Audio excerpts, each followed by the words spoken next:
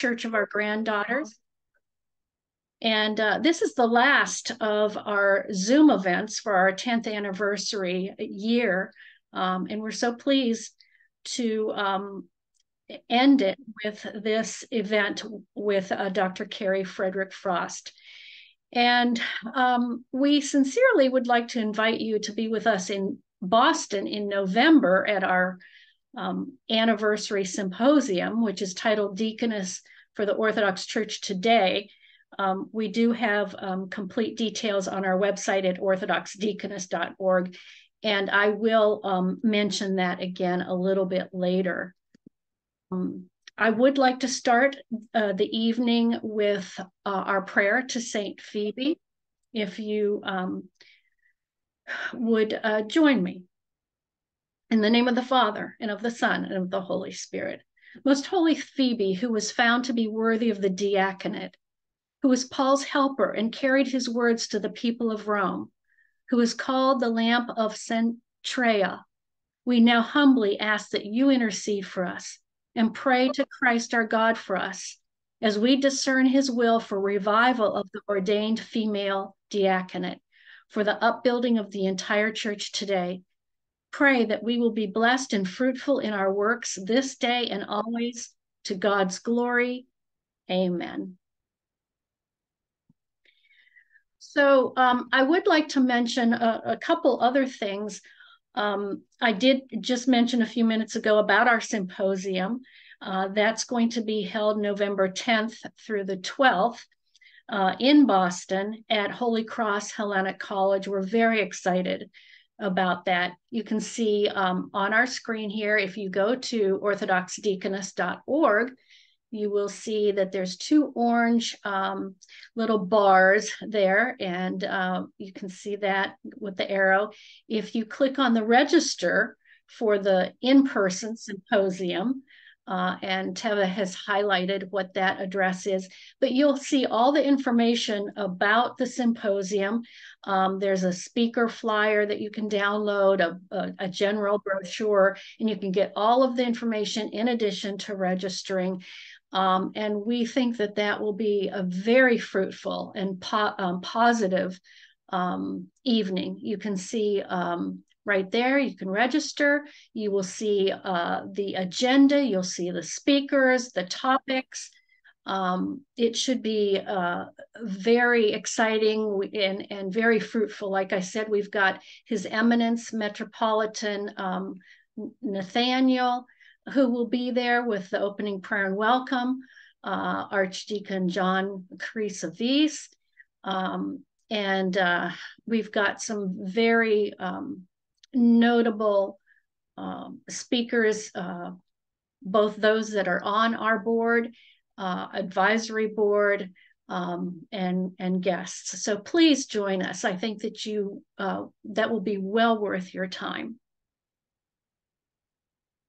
Teva was just highlighting, can women go in the altar? And I think that that will be a very exciting and enlightening session, in addition to the other ones, where we will really talk about some practicalities once you go home, ways to advocate for deaconesses, not only our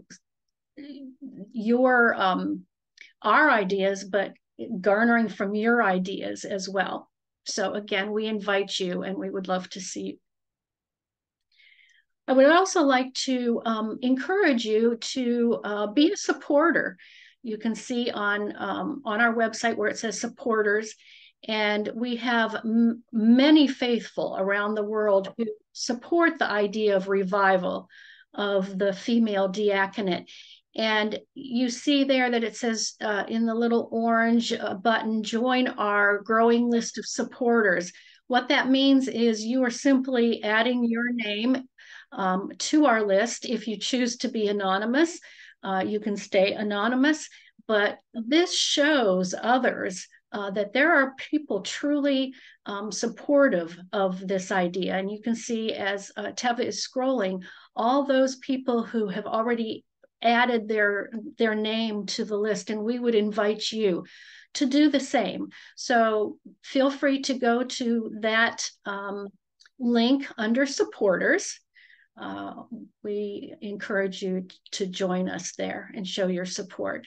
And then the network is another group that we started recently, and you can join that network again to show that you want to help on a grassroots level. And you want to show your support, and also let us know that if there are things that are coming up that we might need your expertise, your help, your support, that we can call on you. And you can also let us know your gifts and talents and expertise and what you might want to help us with. So just joining the network lets us know that you are interested. And we heartily encourage you and invite you to join our network. So take a look after our event tonight, or when you have some time, and that is orthodoxdeaconess.org network. And just take a look at those if you've not already. We encourage you to do that to support our work.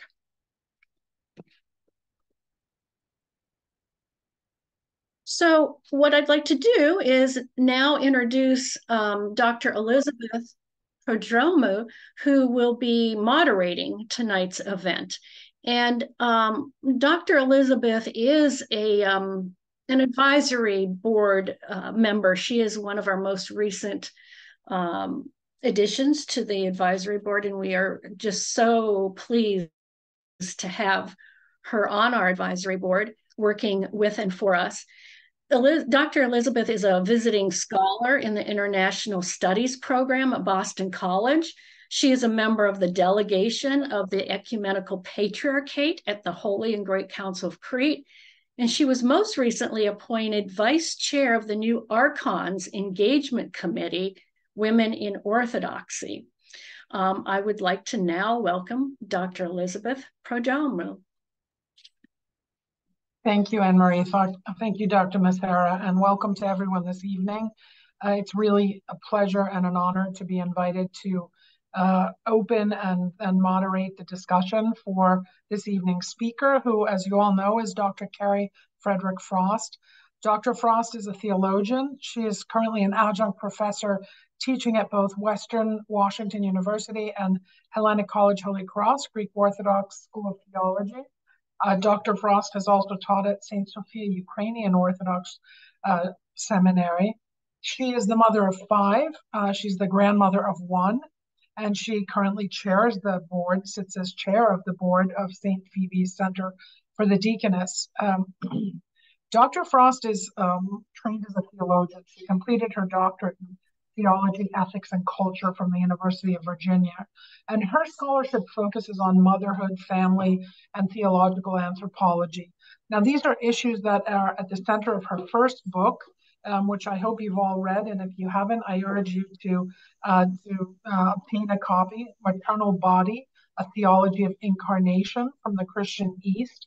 That was published in 2019 by Paulus Press. And tonight, her new book, which was published in 2023 with Cascade Books, again addresses these issues of motherhood, family, and theological anthropology within the framework of a discussion of Church of Our Granddaughters. And I think the title itself is self-explanatory, but we're going to hear from Dr. Frost this evening about how she thinks about the church in generational terms, and thinking in particular about 2 generations from now, or at least from the time she's writing this, about our granddaughters. So with no further ado, I turn the screen over to Dr. Frost, and again, welcome all of you. When she's finished, we'll turn to question, answer, and discussion. Carrie? Thank you, and good evening, everyone. First of all, thank you to Dr. Prodromou for moderating this evening, and for Anne-Marie leading us this evening, and all the others that are here who are on the St. Phoebe board with me. I'm so glad you're here, and I'm glad all of you are here. So tonight I'm going to share some remarks on why I wrote this book, Church of Our Granddaughters. When you really boil it down, I wrote it for 3 reasons. First of all, I love the Orthodox Church. Secondly, the Orthodox Church has a beautiful theology of what it means to be human, but the Orthodox Church's practices are not in alignment with its teachings when it comes to women. And my third reason for writing the book is that I am hopeful that the Orthodox Church will mend this breach between teachings and practices. And in fact, this is already happening. So love, a recognition of disparity between practices and teachings, and hope. These are really the drivers for the book. And so tonight I'm going to elaborate on each of these reasons for writing it and talk a little bit about what's in the book, and then leave plenty of time for questions and discussions. I'm eager to hear from those of you that are here. So first of all, love. As I said, I love the Orthodox Church.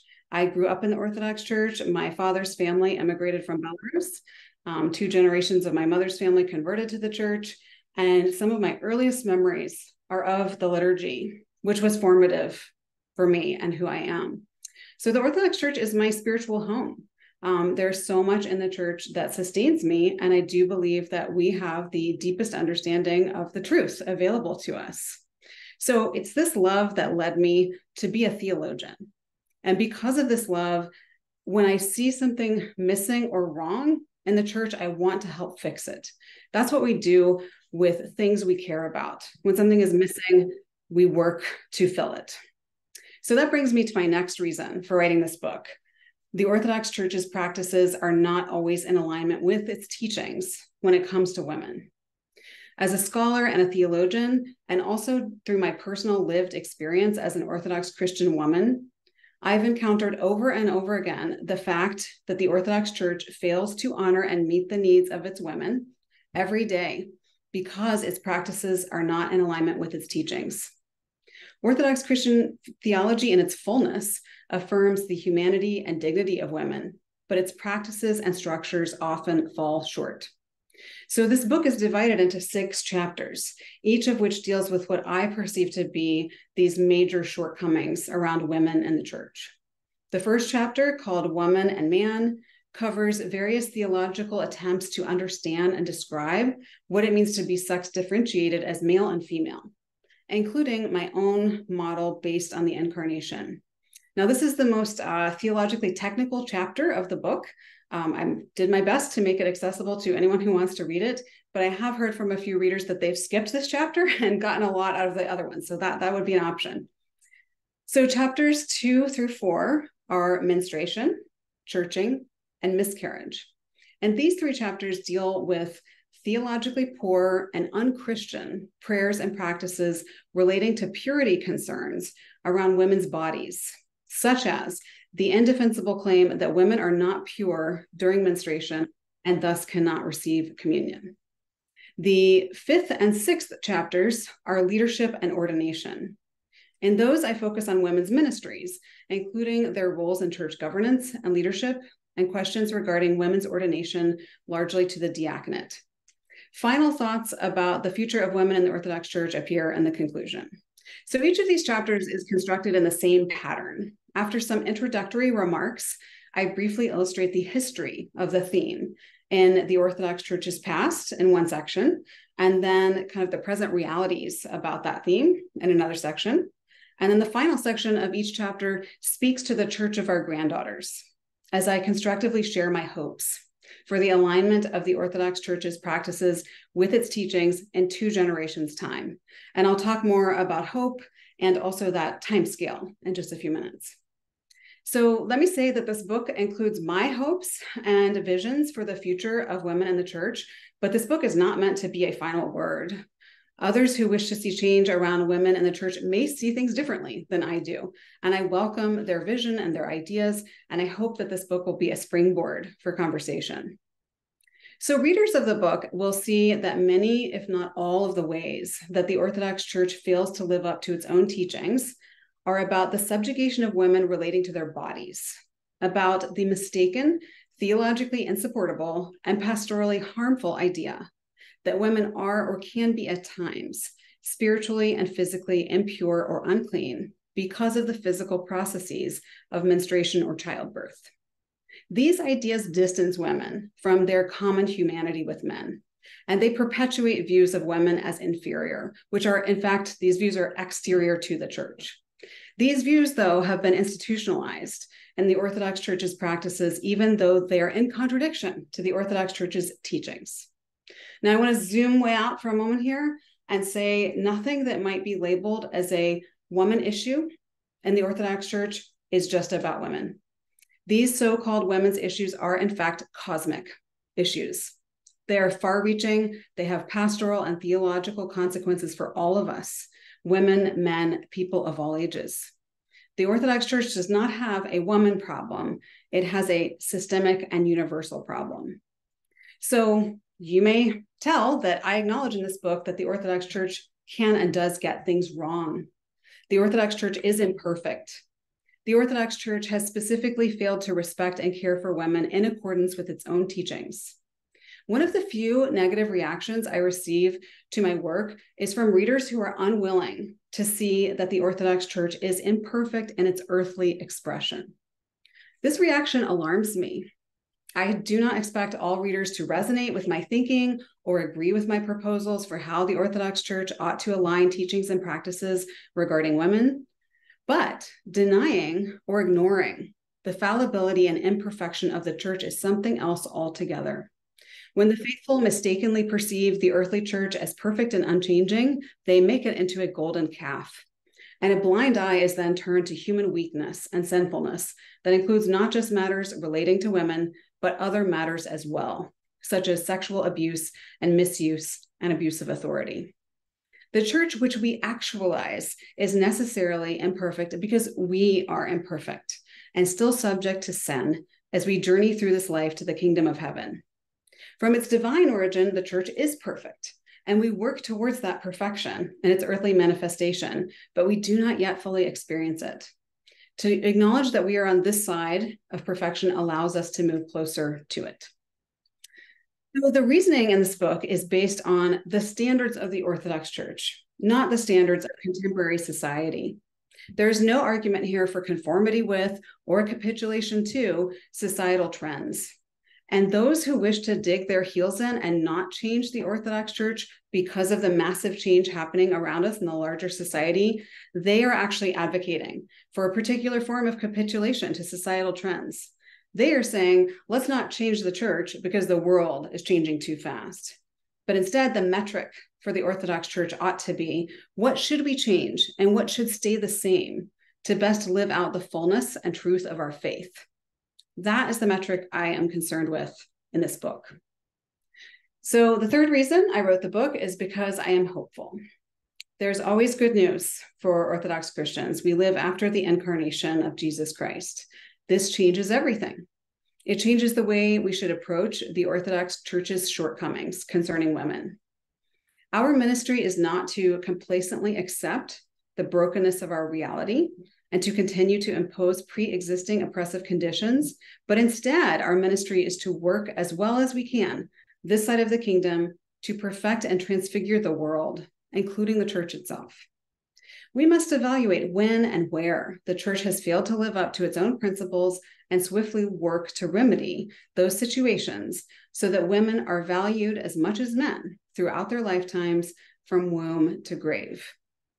I believe that the Orthodox Church can begin to more fully live out its teachings and bring about real healing change to provide dignity, succor, support, and sustenance to women.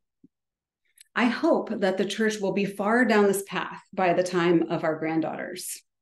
I believe the process of bringing church practices around women into alignment with theology will free the entire church from oppressive notions about the human body and allow women to enter new roles. This will have the dual effect of bringing real and positive change to women within the Orthodox Church and also strengthening the church's incarnational witness to the world at a time when this witness is sorely needed. Also, the Orthodox Church, which has been so masculine in structure and theology, will benefit from an infusion of the feminine. The Orthodox Church teaches the essential, equally shared humanity of women and men. But there is no sense that this equality means perfect equivalency. Instead, the church appreciates the ways human experience is lived out differently between women and men, acknowledging that the incarnational realities, our realities as human beings after the incarnation of women and men are not the same. And I talk a lot about this idea of incarnational realities in the first chapter of the book. The other good news is that Vast, unprecedented, and ongoing change of women's roles in the church is already underway. Women are engaging in many aspects of church life. They are iconographers, ecclesiastical tailors, church diplomats, chairs of seminary boards, and like myself, seminary professors. Orthodox Christian women can continue to exercise their own agency, limited though it is at some points in time, to create and sustain lives of meaning. As women enter these new aspects of church life and leadership, the consequences are and will be far-reaching, and there is no turning back. The Orthodox Church is beginning to live out its teachings more fully, and that brings me hope. Another source of hope for me is what I see as a surging interest in having deaconesses in the church once again. It's clear to me that even in just the past 3 to 5 years, the conversation around deaconesses in different parts of the Orthodox Church has gathered steam, and we've seen deaconesses consecrated in Africa and the Alexandrian Patriarchate, and we've heard calls from the Ecumenical Patriarchate that this ordained order can and should be restored for the building up of the body of Christ. And of course, this is the mission and hope of the St. Phoebe Center for the Deaconess. All this being said, I can honestly tell you that this was a hard book to write. Not in terms of the act of writing, the writing process, but because it was at times depressing and discouraging to spend so much of my time enumerating and describing the church's shortcomings. However, the act of over and over again looking into the future and thinking about the kind of church I want for our granddaughters was ultimately hopeful. All the changes I discuss in this book, I believe, are quite possible and are at our fingertips. And the change I've seen in my own lifetime regarding women in the church gives me hope too. The other incredibly hopeful aspect of this book has been its reception. I've heard from almost 100 people who've written to me to say that the book was meaningful and helpful to them, including priests, deacons, and other men, including friends and colleagues, as well as strangers. And I'm actually seeing many names here tonight that I've heard from. Probably, though, the most moving and rewarding and hopeful for me has been hearing from young women in the church. About a week after the book came out, a woman in her 20s wrote to me, and I'm going to read a quote from her letter. "Many of my experiences within the church have deeply hurt me. This book felt like a call to action, made me feel seen, and as a consequence, at peace, and reminded me of the things I have always loved about the church. I will be forever grateful for this book." The idea of my little book being a source of healing and peace is very hopeful for me. Thank you to all of those who've written to me in response to the book. So to conclude, I wish to speak to the title of the book, Church of Our Granddaughters. The timescale of this book's title is deliberate. You may have noticed that the Orthodox Church is not known for its swiftness to change, which is often a virtue. But this is a case where we cannot drag our feet. We owe it to our grandchildren to do this work in 2 generations' time, and this work is manageable to do in 2 generations' time. I am truly hopeful that we will.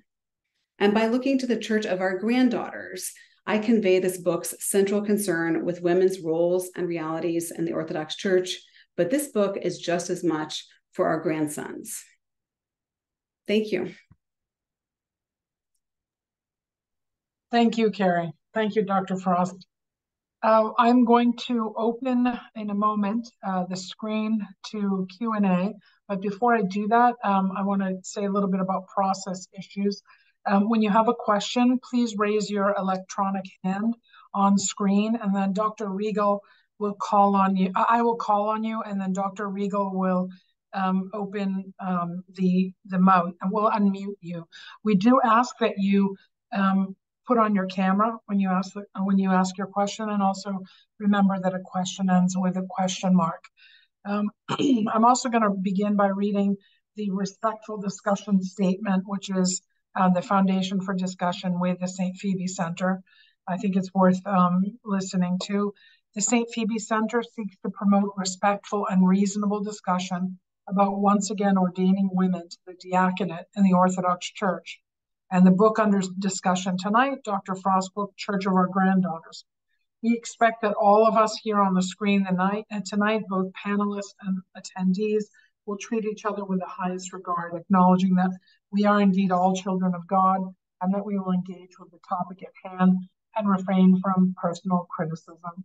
We ask that if a specific example of an incident in the life of the church is offered, if you offer a specific example, that you have respect for privacy, and so please withhold the names of any individuals involved in the story that you may recount.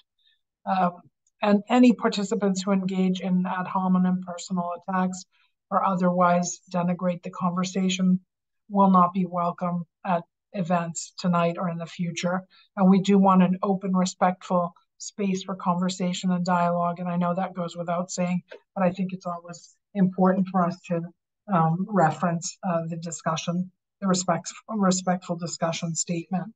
So having said that, I'm going to use the prerogative of the moderator, ask one quick question, and then open to all of us who are here this evening.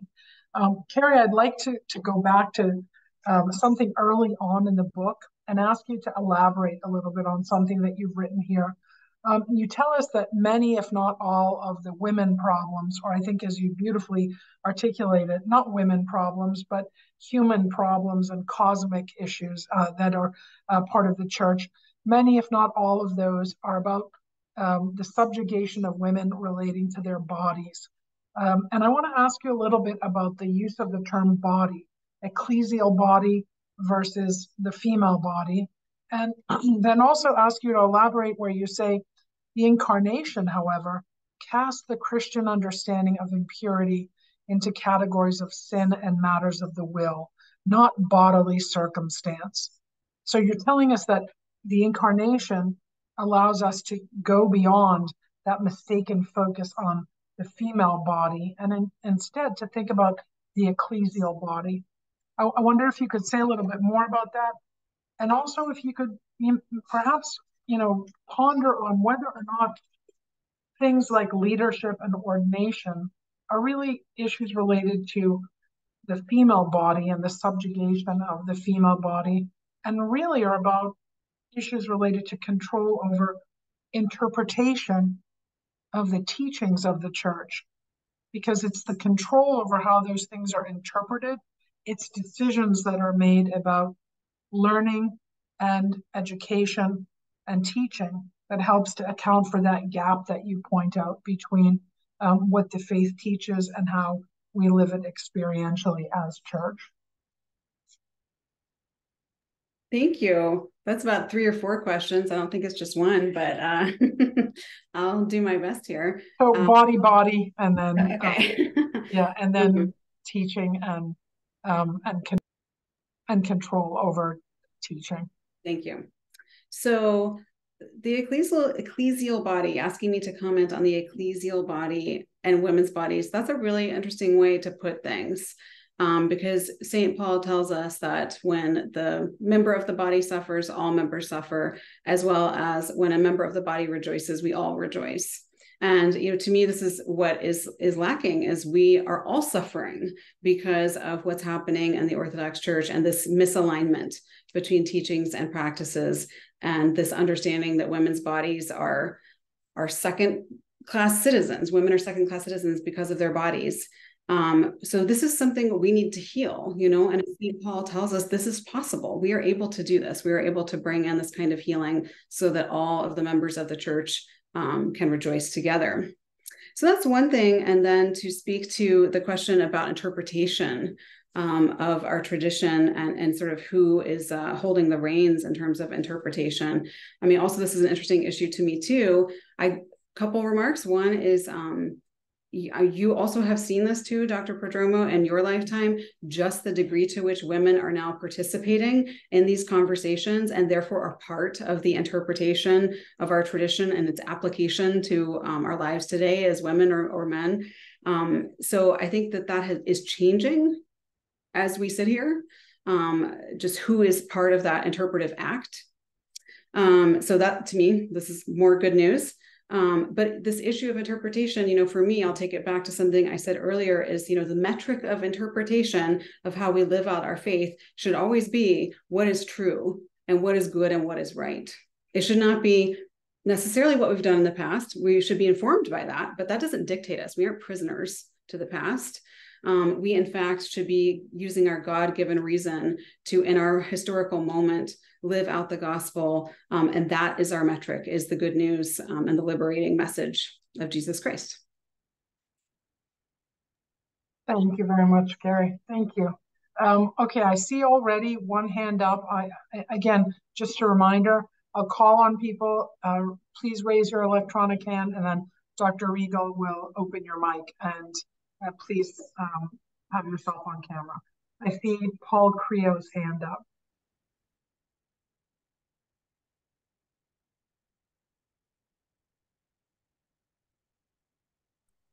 There we go. Yeah, for some reason there's a G missing. It should be C-R-E-G-O. Paul Crego. Okay. Yeah. I'm actually an Episcopalian who's been working on deacon formation for about 10 years now in the Diocese of Washington. So I've had a lot of experience with that. My actual,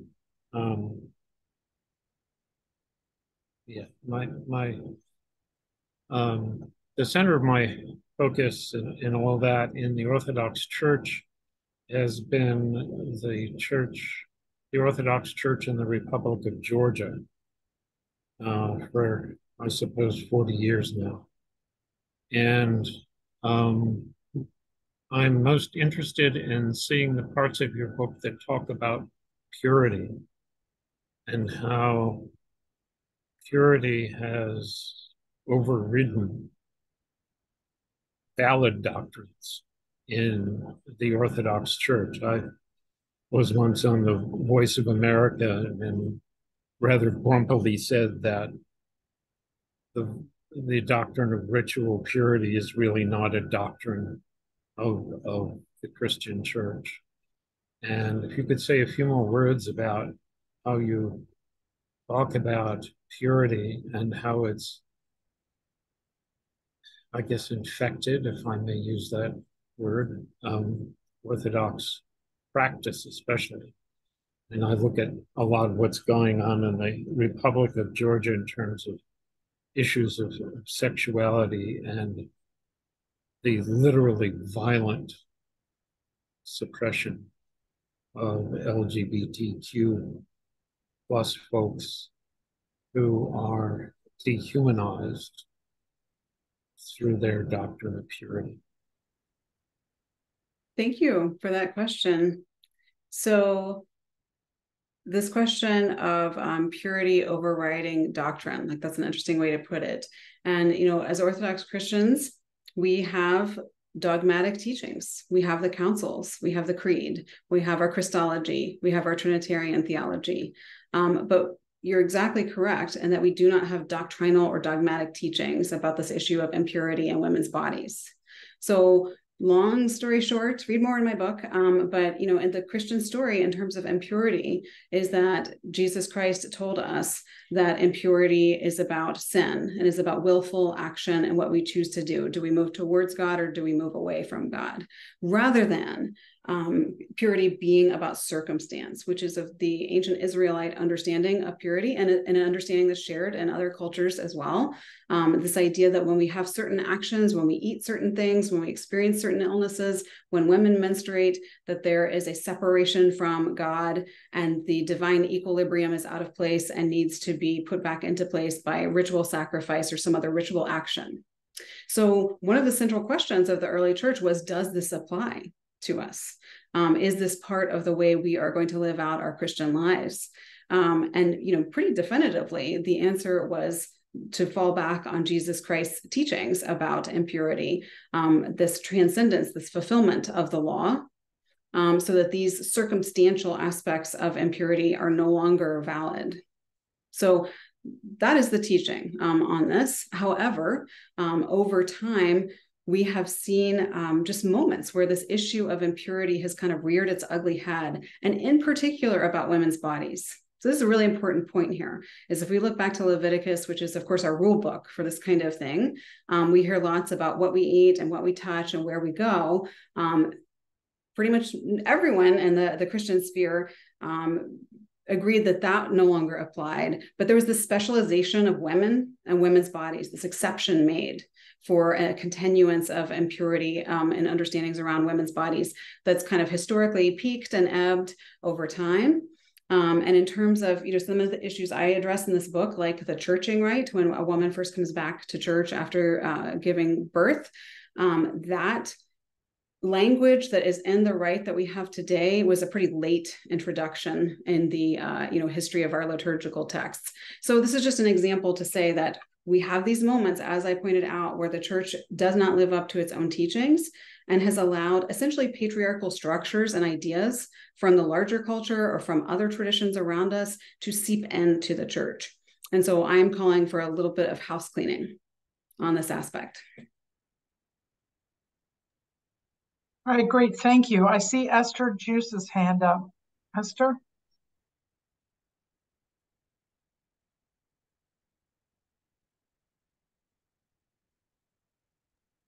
I think you should be unmuted. I think. There we go. Okay. Yeah.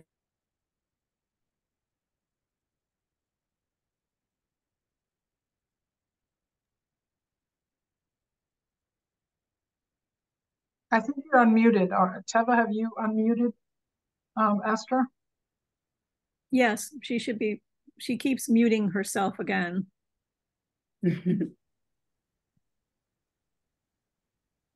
You're unmuted now, Esther. Okay, I'm unmuted?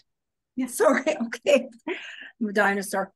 I really love your work, Dr. Frost, and I think you're really touching on something very important in that we have to look at the church as not an inerrant body, like we look at scripture. Sometimes fundamentalistic bodies think of the church as inerrant, or the Bible's inerrant.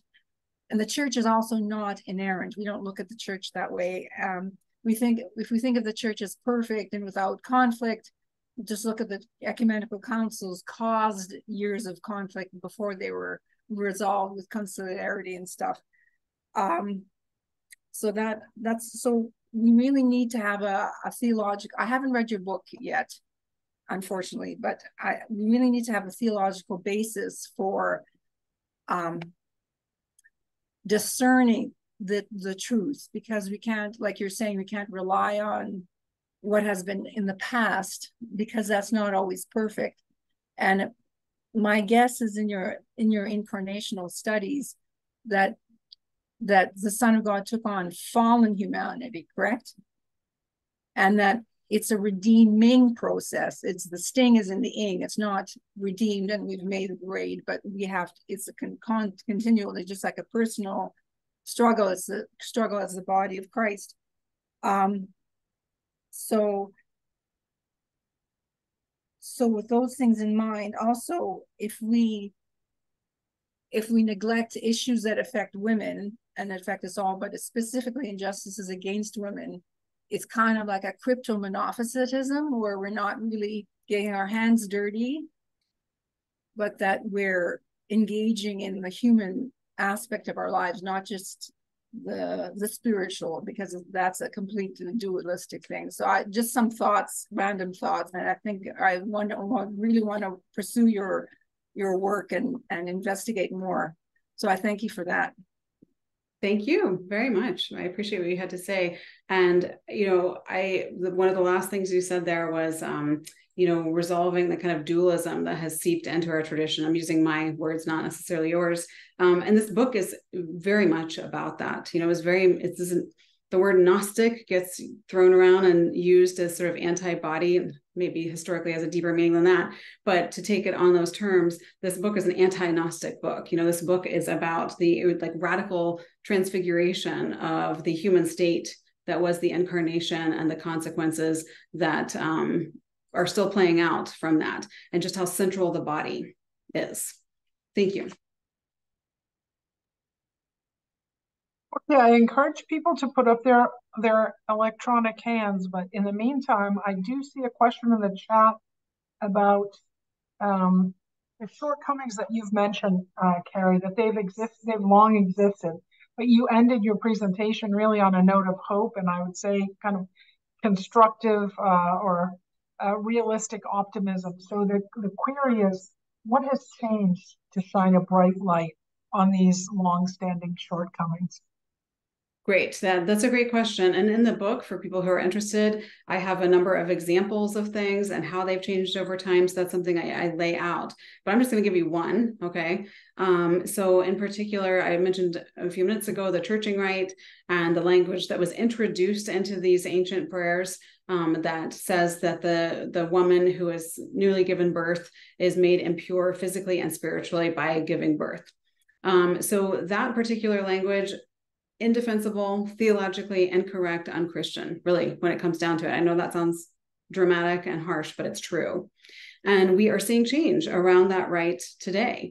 We have several parishes that have changed that rite and have published themselves, a new kind of booklet or form. I know many priests who have made little pencil additions in their book of needs so that when they read this rite, they drop that language. That's an interesting thing to look at in terms of kind of local change and priests making these sort of decisions. The Holy Spirit certainly moves at the parish level too. But I think ideally what we see bishops, we see synods of bishops making these sorts of changes. And the one example I have of that is the Ukrainian Orthodox Church of the USA is in the process of blessing new rites, new churching rites, which not just drop this in theologically poor quality of impurity, but also add some language of hospitality, because that's what this churching rite really is a acknowledgement that a woman has given birth, the profound nature of that, the procreative sharing in the creation with God aspect to it, and welcoming a child to church in anticipation of that child's baptism in the future. So it is a rite of hospitality that I think is the original thinking around the rite, and that's what we need to preserve. And my example is that that's happening today officially, blessed by the bishops in the Ukrainian Orthodox Church of the USA. Okay, I saw Maria Holland, you had your hand up when it went down. Was that a technical error, or would you like to ask a question?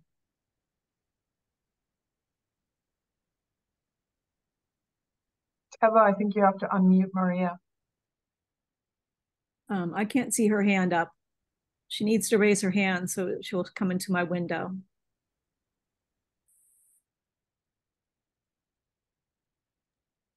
Okay, do you see that now?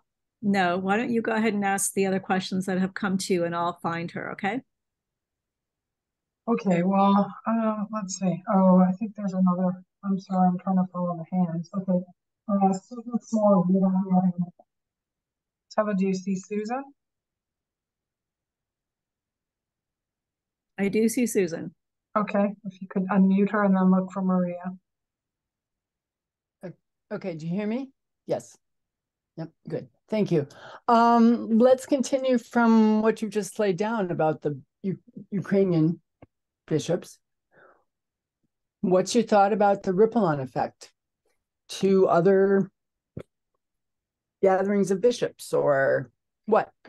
Is it, this maybe proverbial chicken and the egg, or just don't they sit on the Assembly Council of Bishops, or no? Yes. Mm-hmm. Well, yeah, and I think there's a great example in terms of ripple effect there.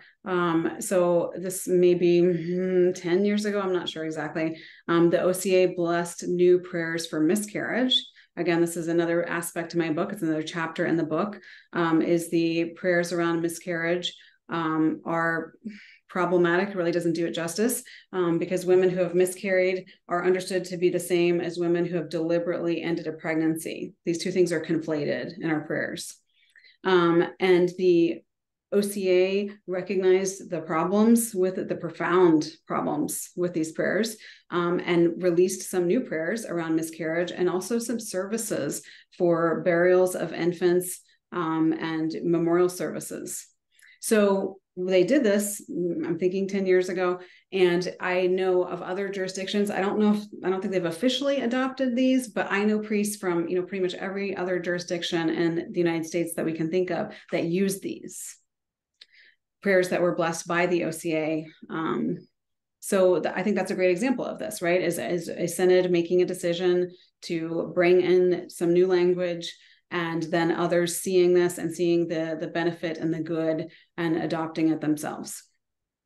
Mm-hmm.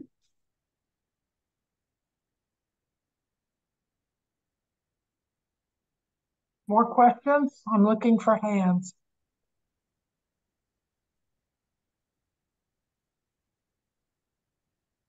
Carrie, can I, and while people are putting their hands up, okay, great. Okay, I see Gus. Sarah, your hand is up.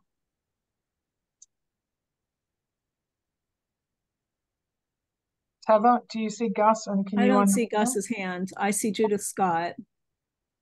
Okay, well, Judith, why don't we go to you and then look for Gus if you can on screen, and we'll go back to him. Judith?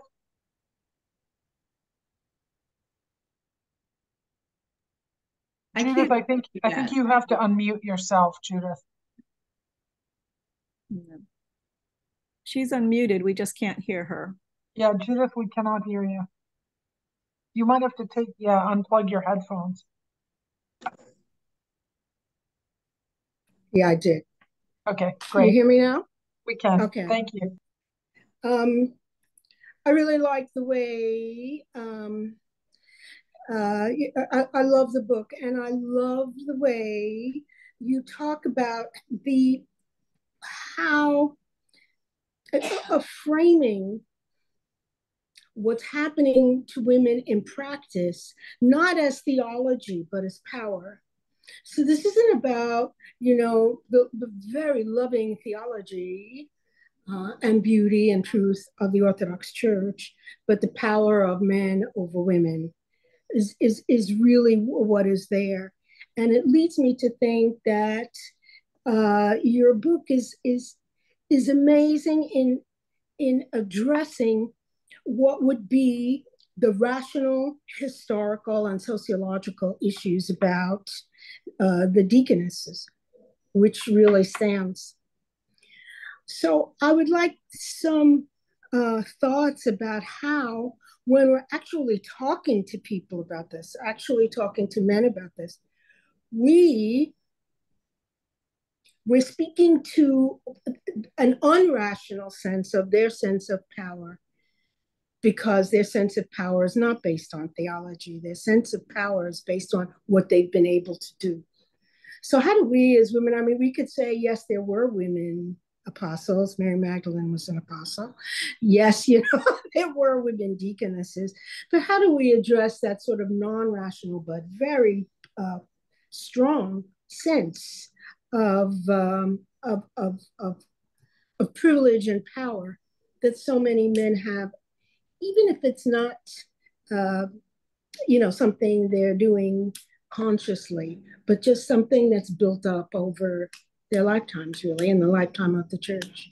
Thank you. Thank you. Thank you, Judith. That means a lot coming from you. Thank you. Mm-hmm. So how do we address this? I think the way we address this is we as a community, all of us, men and women, priests, deacons, bishops, and lay people, get better at listening, actually. Listening. I think this is really key for us. If we are able to, as a community, really take each other's experiences seriously. So this is, not just our theology, not just our practice, but what we experience in the world, that will be transformative. And I do think that that's beginning to happen. I alluded earlier to just watching in my own lifetime the theological conversation change as women's voices are now being included more and more. So to me, this is a kind of rolling stone that's just going to keep on moving downhill. But listening is a skill that we all need. The men who've experienced this experience a very different way of being in the church than women, but really all of us. And that's what I would hope for. Okay, I see Patricia Pat Boutin, if your hand is up. Teva, if you could unmute Pat, that would be great. Her hand is up. Good evening. Hi. No, thanks for taking my question. This follows up a little bit on what Judith was saying, and also on the webinar that you did for us at Axia Women not that long ago.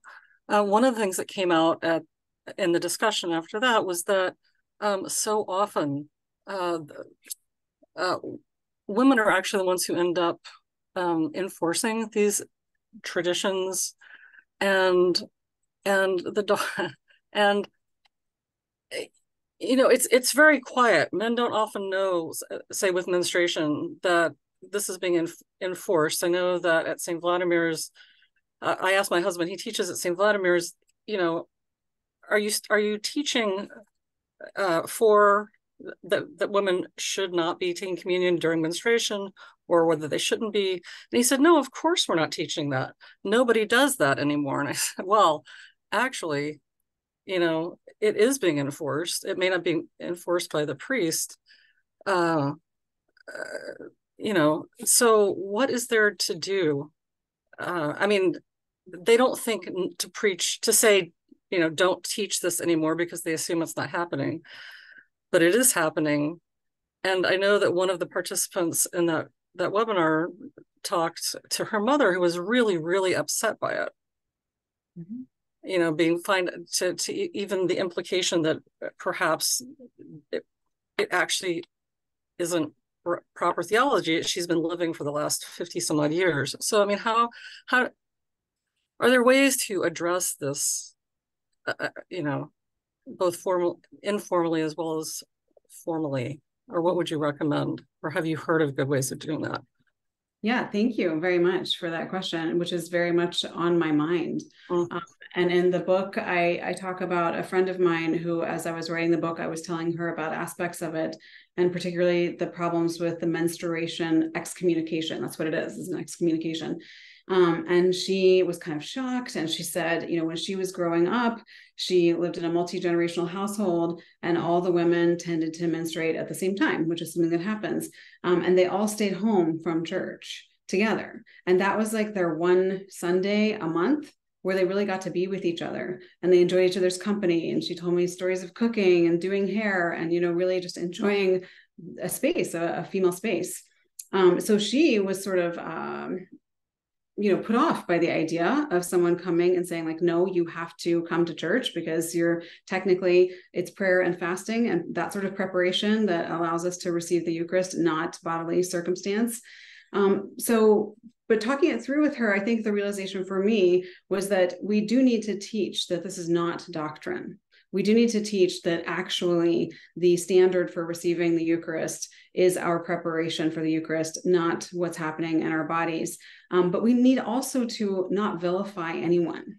So not vilify mothers who have taught this to daughters because they learned it from their mother, who learned it from their mother, and so forth and so on. We need to find ways to not vilify and to educate about this, but not demand anything of anyone. I can imagine my friend's family perhaps learning that the excommunication ban is not something that's theologically legitimate, but still deciding to stay home at that time of the month. And I think those sort of decisions should be respected, and we should create space for people to receive this information, how they need to receive it. But at the same time, we need to be able to say, this is not true to our theology. This should not be our practice.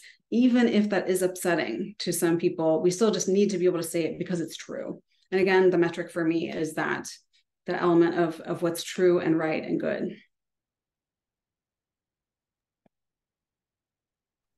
Carrie, I want to come back to something that you were emphasizing there, which is learning how to speak. Teaching, learning how to speak, where we speak, with whom we speak. But I'll leave that until the end because now hands are going up and I want to call on people who have their hands up. Helen Soteropoulos, your hand is up. And I think, Teva, can you see Helen?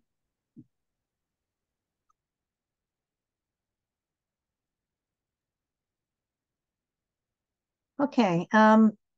Carrie, in a way, you did touch a little bit on this issue in your last comment when you spoke about the way we give space to people who disagree or are on opposite sides.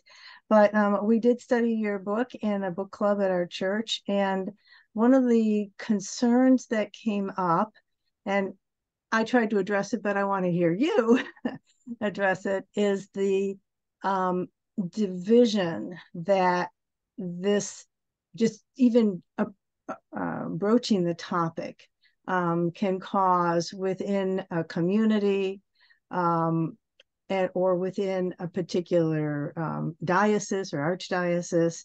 And obviously we care about division.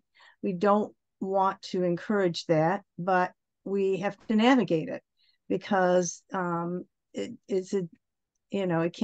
will arise.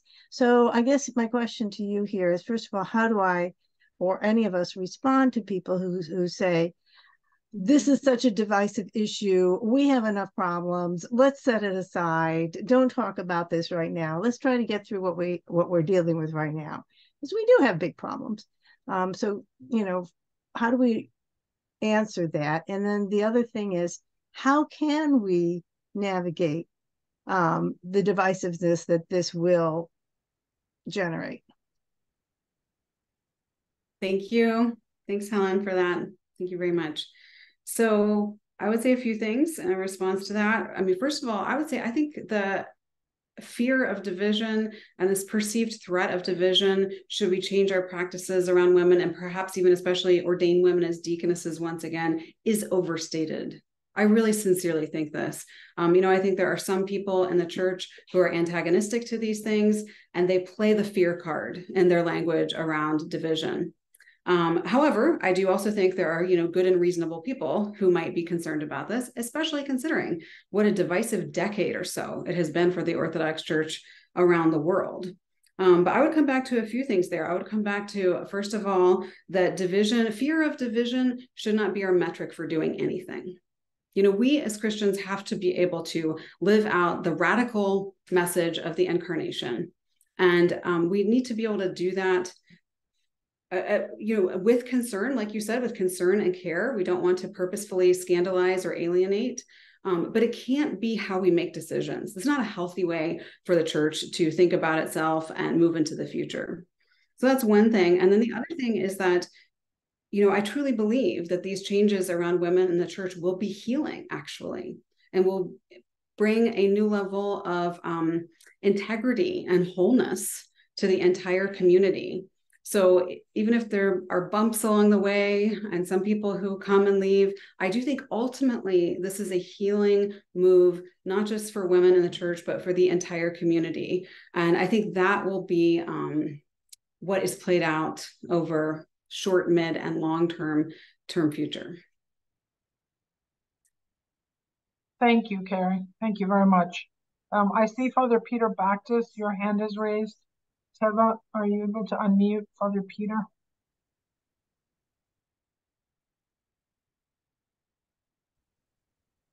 Hi, Dr. Frost. You hear me? Hi, thank you very much for your book, and thank you for taking my question.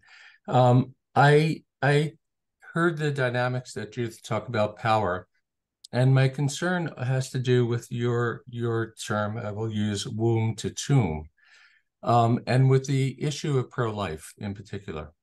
And I think, that is another issue as a pastoral issue for me, is again controlling somebody's body, right? And I'm not pro-abortion, I'm not going there. But the issue of pro-life is really from womb to tomb. It's not just the birth. And when we have an infant mortality rate that is higher than any other development nation, and that we had approximately 2.4% more infant mortality rate than we had abortions in America. This is again an issue that I think is, again, when we talk about power and structure, how do we, I like your book very much because I think it brings the issue of the question into a bigger forum and not just ministration, churching, but it really is the issue of a power dynamic that there are certain people that want to control the bodies of other people. Thank you, Father Peter. Do you have a question there that you want me to address, or just in general? Oh, you need to unmute so I can hear you. Sorry. The question is, how how would you address that from an incarnational perspective? Mm-hmm. Well, to me, what comes up is this comes down to, what we value. Like, do we value fear of division, for example, on the previous question? Is that what we value? Is that what we really care about? Or do we value what it means to be a human being and all its fullness at every age, at every moment, male or female? That's really how I would answer this is we need to think about this. This is maybe one of the most important questions for us here in the 21st century, is what we value, and are we willing to value women in these ways that I've discussed in the book.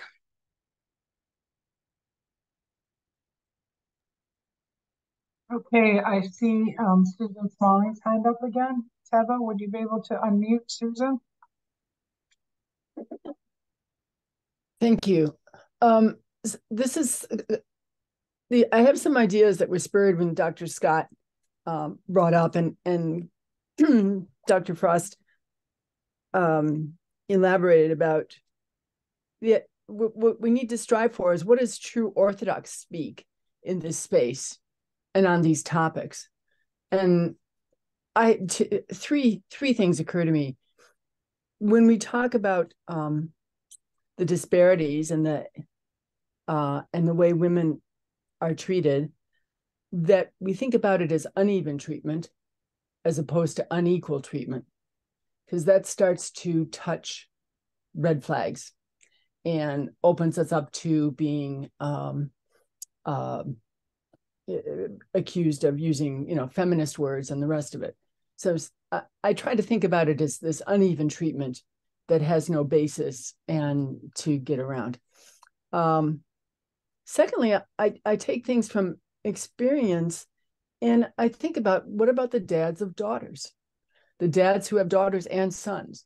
And I know within my parish, watching families and young men grow up and now have daughters and really they're not in our parish anymore because they see the uneven treatment, among other things. Not to put too fine a point on it, but let's not forget there is that. And then the third thing, this aspect of change and people, again, with what's the Orthodox loving speak in the compassion of people being so. In my lifetime, I have experienced a large change in the perspective of frequency of communion.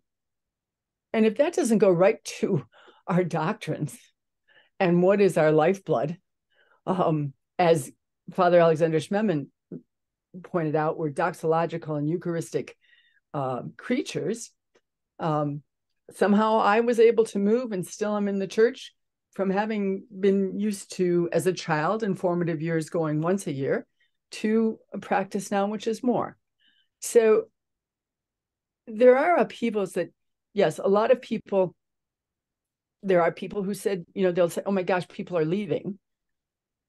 We mourn that, we don't, but we've also been brought through this and other people have left. And I would, put out that example of a dad of a daughter. So just some thoughts that. Yeah, thank you. Thanks, Susan. I'm going to try to remember all three of these to respond to them. But first of all, this word of unequal, and you prefer the term uneven. I am absolutely committed to using the word equal here, because this is language of the fathers, in fact, is that women and men are equal in dignity, equal in respect, and equal in salvation. That's from St. Basil. So this is our language. This is not exterior language. What I do think is different is, and I think I said this really briefly when I spoke earlier, is that the church has never understood men and women as equivalent, as the same. Okay, so I think that's where we need to be careful about language and thoughtful. Although, you may well disagree with my use of language, but that's where I'm coming from. That's what I think, is I think this is our language, the language of equality. So, and then to think about the dads and the daughters and, people leaving the church because they become aware that there's not a place for it, or maybe as much of a place as they would like for their daughters, or, wives or sisters or whatever. So this is a good thing, I think, to acknowledge too, in light of the earlier question about division, is people are already leaving. This is already happening. So division is underway right now. Because people look around in the church, not just women, but women and men look around in the church, and they do not see a place where women are honored and appreciated. And that for them is a deal breaker, as it should be for us as Christians. So that's just an important thing to note. So thanks for bringing that up. And then finally, the change. I do think the change in frequent communion, which I also experienced in my own lifetime, is a great example of the church over time coming back to a practice, coming back to a understanding of who we are and our relationship to Christ and the Eucharist, and successfully, re-implementing a teaching and a practice, I think, absolutely for the good and for the glory of God. So to me, deaconesses are actually akin to that, that this would be another place where the church would look back and say, we had this, we can have it again, and it will build up the body of Christ. Thank you. I see another question in the chat, but the hand is not raised. The question is, what is the role of divorced women in the church? It seems like monasticism is the only acceptable alternative. Carrie? Yeah, I mean, interesting question, a little bit outside my ken, but I'll give it a stab here. A couple things is, one, the church and its, discernment and understanding of human beings and their complexity does allow for second marriages and even sometimes a third marriage. So that is something that is possible for some divorced people in the church. Circumstances and jurisdictions vary a little bit about how they handle that, but that is a possibility. But to me, what this speaks to even more actually is what I see as a deficiency in the church is we have traditionally understood two paths in human life. We've understood a married path, a family life path, and we've understood a monastic path. But today we're at a point where, more and more of our population is neither monastic nor married. And so that, single or whatever word we want to use for that population, we need to be, this is a theological imperative right now, is to be thinking about those members of our community who are just as valuable in the eyes of God and should be just as valuable in our own eyes, can be better integrated and their vocation spoken about in better and more helpful ways.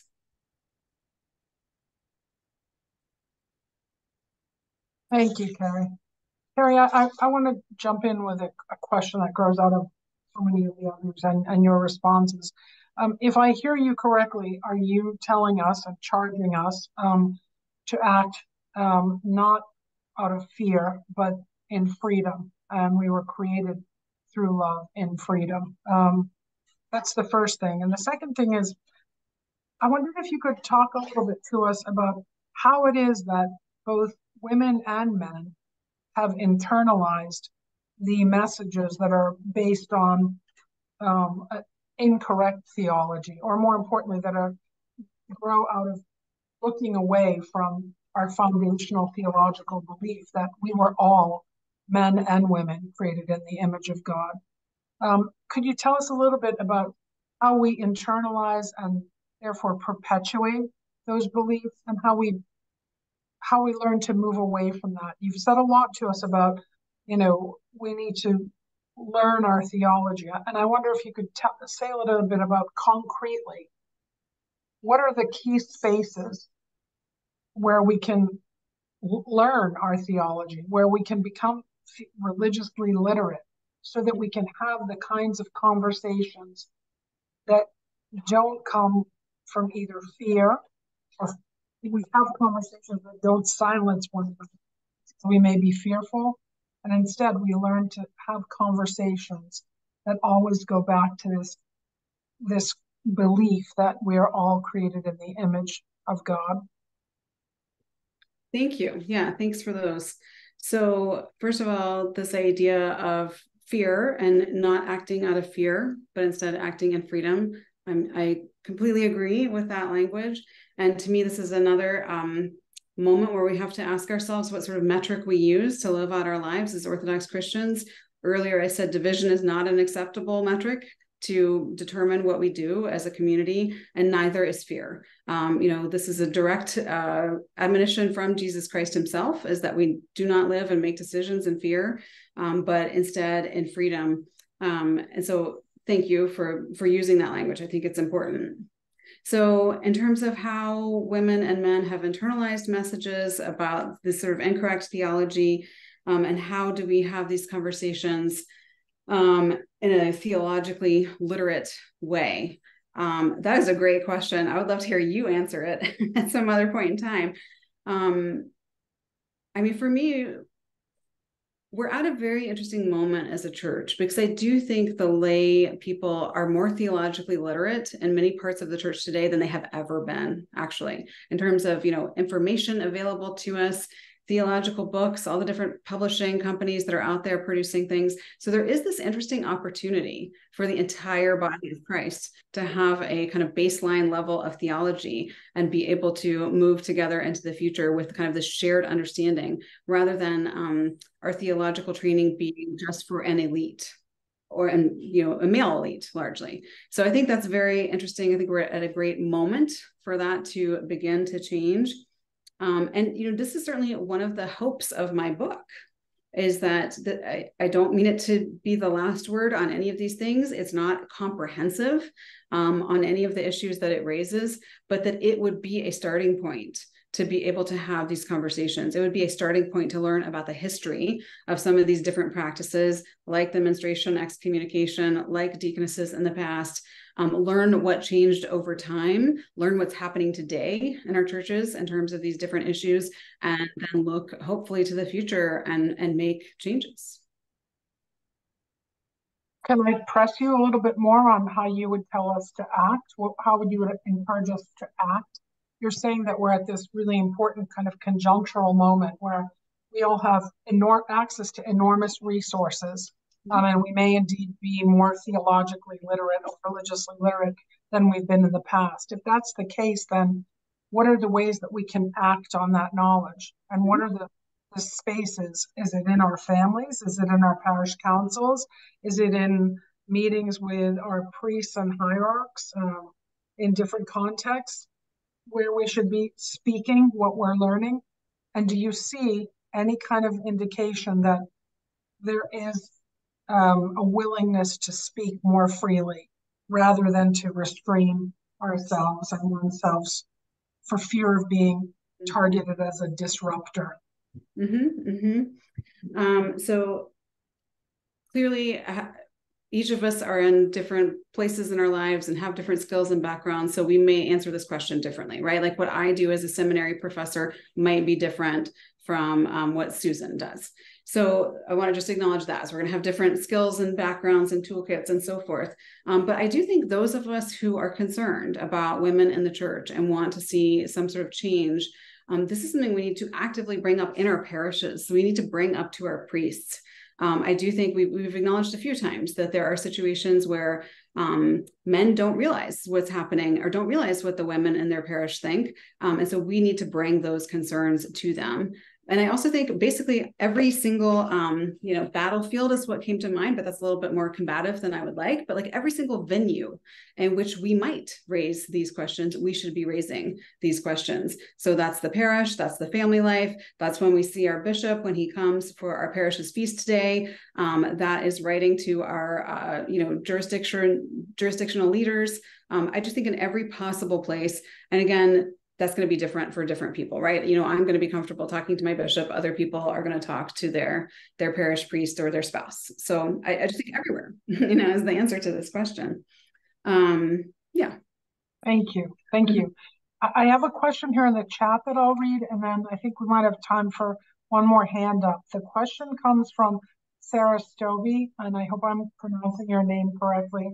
She asks, are there advocacy groups from Phoebe Center or elsewhere, which petition the hierarchs of each of the dioceses for change in the liturgical prayers on the issues that you raise, Carrie? As you stated, Carrie, this seems to be the best path of language change in the prayer service. And she gives an example, saying that the OCA has issued a new prayer service for miscarriage. And she asks, how are other jurisdictions or dioceses making similar changes, unless these come from a directive from hierarchs. Thank you. Yes. So first of all, there's no sort of official organization that's an advocacy organization, particularly about these prayers and rites. Okay, I think some of this is germane to the St. Phoebe Center. Some of it's germane to Axia Women, another wonderful women's Orthodox organization.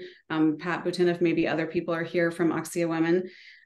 But I don't know of a organized group that is working in this way. But in terms of different jurisdictions and how they deal with these liturgical changes, we had a question earlier about, is there any sort of ripple effect? And I used the OCA miscarriage rite as an example there, and that yes, it is being used in other jurisdictions, but to my knowledge has not been officially sanctioned by a synod of bishops and other jurisdictions, but it has organically been used elsewhere. And I do want to just condone this organic use. In many ways, yes, it's ideal when these things, ritual change comes from our bishops. But on the other hand, historically, organic local change has been the way that liturgical rites have in fact changed. So this is very much part of our history, is that a local parish ministers to its local needs, and the priest has the authority and ability to do that. And so that's what I'm seeing happening. As I'm seeing, as I said earlier, different jurisdictions use those miscarriage prayers. I was at a sabor, a gathering of the church, where I saw a bishop stand up and give a blessing to all the priests present to modify the language of the churching prayers and the miscarriage prayers on the fly as the Spirit moved them. So those are my examples. Mm-hmm. Thank you, Carrie. I see another hand. We're going to run up against time, but I think we have time for these two last questions. Father Bogdan Flavio, did I pronounce your name correctly? Okay, your hand is up. Yes, thank you. Good to see everybody. Good ideas will displace bad ideas, and that which is useful will displace that which is not so useful. And it seems to me that the one question underlying all of this is, what is the theological meaning of human sexual differentiation? And if the answer to that question will support, women's being impure and things like that, well, that's one thing. And if it doesn't, then it doesn't, and we have to move on. And so I think that's really from a, if you want to say it, as a Orthodox Christian living life in the world, if I were to look for resources to help me answer that question, what would you suggest? Thank you very much for that question, Father. And what I would suggest is chapter 1 of this book. I mean, that's what the chapter 1 of this book does. And I completely agree with you that this, theological anthropology question of what it means that we are sex differentiated into male and female is totally central to, all that we've spoken about tonight. So in that chapter, I'm going to give a very brief overview of what I lay out in that chapter. Is I lay out historical models for thinking about this, about sex differentiation. On the one hand, there is what I call an Edenic model of thinkers in the church, both past and present, who really emphasize the idea of male and female being created, this being part of the garden, or maybe part of the fall, but part of the original creation of human beings. And the people who think in this way tend to advocate for a complementary kind of understanding of male and female, that they are different, but they fulfill each other in some way. Some people in this camp also go further and say that women are subjugated to men, that can be part of that model. It isn't always, but it often is. And then on the other hand, kind of on the other extreme, we have an eschatological model. This is what I call it, a model about end times, a model about the next life. And the concern there is focusing on writers in the church, past and present, who suggest that sex differentiation is overcome in the next life and therefore insignificant in this life, that it doesn't hold any ultimate meaning for us. So I lay out these two historical models, and then I propose an incarnational model that for me is critical because it's in light of the incarnation. You know, the Edenic and the eschatological, both, neither of them really looks at the middle, you know, really looks at the fact that we live in the wake of the incarnation, and that should change things for us and how we understand ourselves, including sex differentiation. So in my incarnational model, we take that very seriously, and we look at both how we were created and who we are meant to be, but we also look at what we experience now, because this is valid and real and good and true, you know, our own experiences of being male and female in the world today. That's my quick overview, but again, that first chapter of the book. Thank you, Carrie. And I think we have a couple of minutes left. So Esther, thank you for being patient. I'm going to circle back to you for your second question. Teva, I think if you see Esther Juice's hand raised, it'd be great if you could unmute her.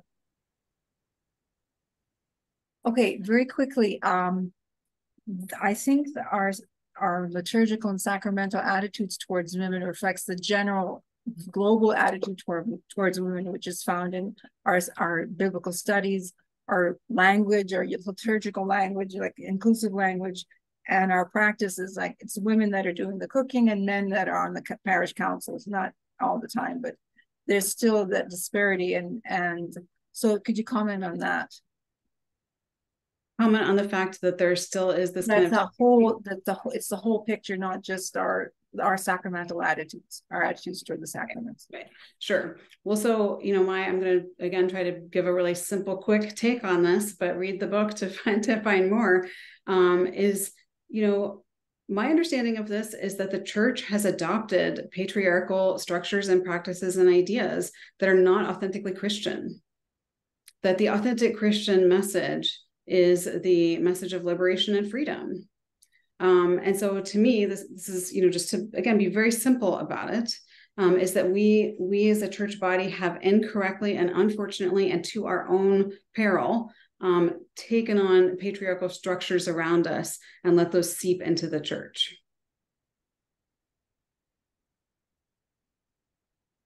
Okay, on that note, which I think is a reminder of where we began, which is in your book that you talk about these issues not as a problem of women in the church. And ultimately what we're talking about is how we can be church, a full church. And these are human issues and these are cosmic issues. And thank you for reminding us of that. Thank you for a wonderful, wonderful exploration of your book. Everyone has seen it, but I'll hold it up one more time. I urge everyone to get a copy of this book. And I turn it over now to Anne-Marie Sarah, who's going to... May I say just one quick thing is I received a couple direct messages, which I have not been able to keep up with while talking, but a couple asked me where to get the book. And if you actually look in your registration email about this event, the publisher of the book, Cascade, is offering a 40% discount for people who have come to this gathering. So directly from the publisher with that discount would be one way to get it, but it's also available at, you know, Amazon and all your other major booksellers. Thank you, Carrie. Thank you very much. All right, and I'll hand it back now to Anne-Marie to lead us in the closing prayer. Thank you to everyone for being with us this evening. And thank you to Dr. Perdomo for moderating, for Teva behind the scenes, and for Dr. Frost for, again, a wonderful evening. So let us close in prayer. Oh, all merciful God, thank you for bringing us together this evening in your name. Bless our work, grant our hierarchs wisdom, strength, courage, and compassion as they discern the many calls for revival of the ordained female diaconate. May they be guided by the grace of the Holy Spirit, and may the spirit of unity and love inspire them to consider how the revival of the ancient order of deaconess can help in the upbuilding of the entire church today. I would like to remind you that you can go to our website, Orthodox Deaconess, to see recorded sessions from previous anniversary Zoom events. And once again, get information about registering for our in-person symposium that is going to take place in Boston in November. And with that, I wish you all a good night, good evening, and God bless you. Thank you. Thank you to everyone. Thank you, everyone. Good night.